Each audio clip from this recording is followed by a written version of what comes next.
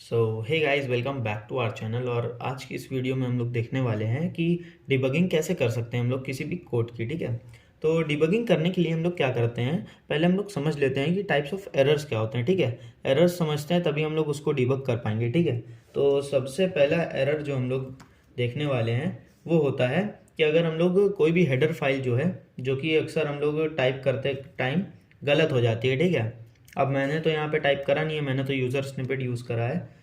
आप चाहोगे तो मैंने ऊपर आई बटन पे क्लिक करके यूज़र स्निपेट कैसे बनाना है उसकी वीडियो पे देख सकते हो। ठीक है, अब मैंने यहाँ पे अगर गलत डाल दिया, stdio.h होता है, डॉट एच की जगह सिर्फ एच रह गया मुझसे गलती से, फिर मैंने पूरा करके मान लो इसको एग्जीक्यूट करा तो यहाँ पे देखो एरर आ गई। ठीक है, फेटल एरर।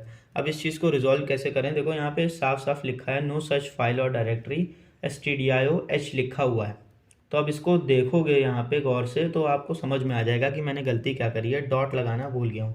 ठीक है, तो यहाँ पे फटाफट आके डॉट लगा देते हैं एंड एरर गायब। ठीक है, तो पहला एरर तो आप लोग को समझ में आ गया होगा, आई होप।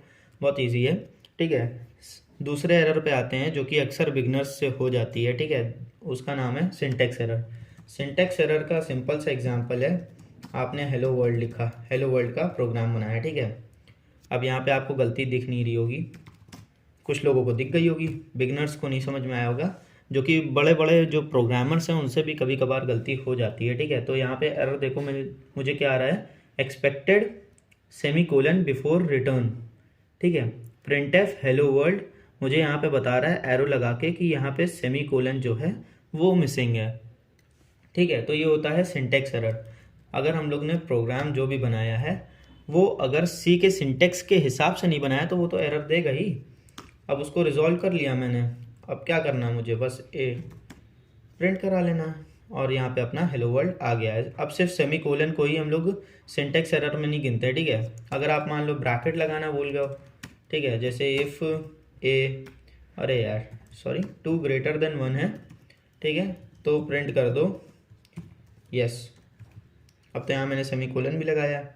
ये जो मुझे बार बार ब्लिंक होके एरर बता रहा है, ये एक एक्सटेंशन के थ्रू बता रहा है मुझे। ठीक है, तो वो मैं एक्सटेंशन आपको बता दूंगा वीडियो के एंड में, ताकि अब आप वो डाउनलोड कर लो तो आपको भी ऐसे ही बताएगा। तो आपको प्रोग्राम बनाते टाइम ही आपको पता चल जाएगा कहाँ पे क्या एरर है। ठीक है, तो आप तुरंत उसी टाइम रिजॉल्व कर सकते हो, बट समझना ज़रूरी है, तो समझ लेते हैं। अब यहाँ पे देखो एरर बता रहा है expected bracket before numeric constant.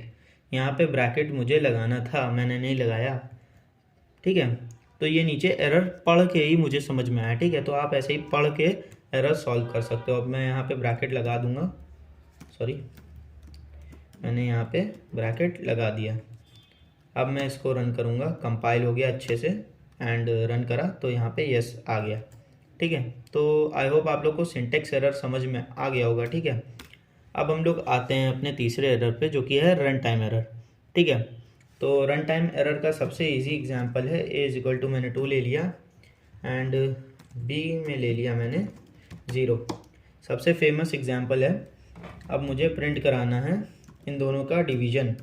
ठीक है, तो ए डिवाइड बाय बी, आप सभी को पता है 0 से नंबर डिविजिबल करेंगे तो इसमें डिवाइड नहीं होगा। ठीक है, बट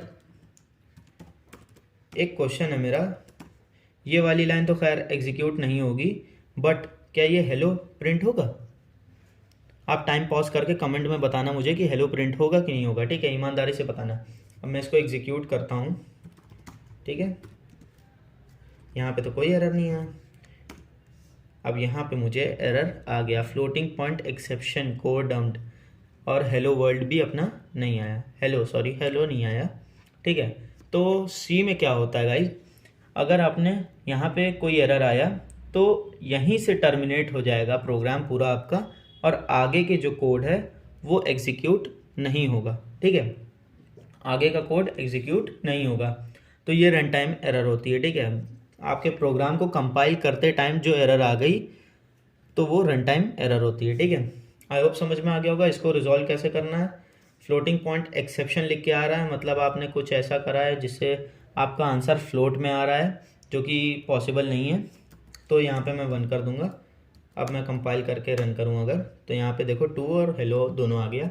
ठीक है, तो ये चीज़ आपको समझ में आ गई होगी आई होप। अब आगे बढ़ते हैं हम लोग अपने तीसरे एरर की तरफ, जो कि है लॉजिकल एरर। ठीक है, तो अब हम लोग आते हैं लॉजिकल एरर की तरफ। लॉजिकल एरर क्या होता है, नाम से समझ में आ रहा होगा। अगर आपने कोई भी प्रोग्राम बनाया, ठीक है, अब आपने उसने अपना लॉजिक यूज़ करा और आपने गलत कर दिया, ठीक है, आपसे ही गलती हुई है, तो वो हो गई लॉजिकल एरर। ठीक है, अब लॉजिकल एरर का एग्जांपल हम लोग समझते हैं। सबसे इजी एग्जांपल है कि लेट्स से मैंने एरिया ऑफ सर्कल निकालना है। ठीक है, फ्लोट वैल्यू है तो फ्लोट लिखना पड़ेगा मुझे। ठीक है, और रेडियस ले लेता हूँ मैं 2। अब मुझे चाहिए एरिया, जो कि है %d में ले लिया मैंने,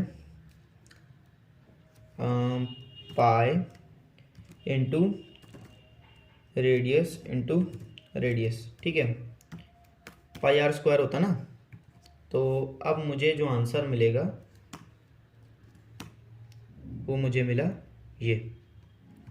अब यहाँ मेरी गलती है कि ये आएगा %f फ्लोटिंग में। ठीक है, तो ये मेरी गलती थी, तो ये लॉजिकल एरर में कह सकते हैं।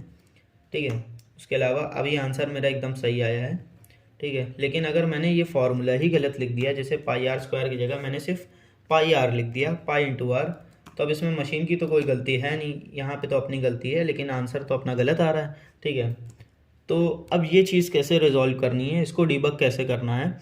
अब ये गलती तो हम लोग की है, तो हम लोग को पता भी नहीं होगा कहाँ पे करी है। तो इसका सबसे आसान तरीका है कि आप लाइन बाय लाइन अपना कोड खुद ही चेक करो। ठीक है, जहाँ से आपका मेन फंक्शन स्टार्ट है वहाँ से आप लोग चेक करते चलो कि आपने गलती क्या करी है। तो यहाँ पे आने के बाद मुझे पता चलेगा कि मैंने यहाँ पाई r स्क्वायर की जगह पाई r लिख दिया है सिर्फ। अब मैंने उसको देखा और उसको रिजॉल्व कर लिया। ठीक है, तो अपना आंसर सही आया। आप लोग को आई होप समझ में आ गया होगा कि डिबगिंग कैसे करते हैं। ठीक है, इसके अलावा अगर आपका कोई भी एरर आ रहा है तो आप सिंपल अपने जो टर्मिनल है उस पर आप देख सकते हो, पढ़ने के बाद आप उस चीज़ को रिजॉल्व कर सकते हो। ठीक है, पढ़ के उस चीज़ की मीनिंग समझ के आप उस चीज़ को रिजॉल्व कर लो। ठीक है, अब मैं उस एक्सटेंशन का नाम आपको बता दूं जो कि मैंने बताया था कि आपको बताऊंगा। तो वो एक्सटेंशन का नाम है ये एरर लेंस। ठीक है, आप इसको इंस्टॉल कर लो, बहुत फ़ायदे का एक्सटेंशन है। देखो यहाँ पे अगर मैंने कोई भी सिंटेक्स की गड़बड़ करी तो मुझे यहाँ पे फट से शो कर जाएगा कि यहाँ पे ये गड़बड़ थी। ठीक है, उसके अलावा भी छोटी छोटी चीज़ें भी ये नोटिस करता है, जैसे ये मैंने गड़बड़ कर दिया, फाइल नेम एक्सपेक्टेड, तो मैंने ये लगा दिया, एरर सही हो गया। अब मैंने यहाँ पे फाइल नेम गलत दे दिया, तो यहाँ पे देखो मैंने एरर शो कर गया। आप इस पर अपना पॉइंटर ले जाके आप देख भी सकते हो कि यहाँ एरर क्या है। ठीक है, तो पूरा एरर आपको शो कर जाएगा, यहाँ पे आप फिक्स भी कर सकते हो। ठीक है, तो मैं यहाँ पे खुद ही फिक्स कर देता हूँ। ओके, आई होप आप लोग को ये वीडियो पसंद आई होगी। ठीक है, ऐसे ही आप लोग अपने कोड बनाते रहो और डिबग करते रहो। ठीक है, thank you guys for watching.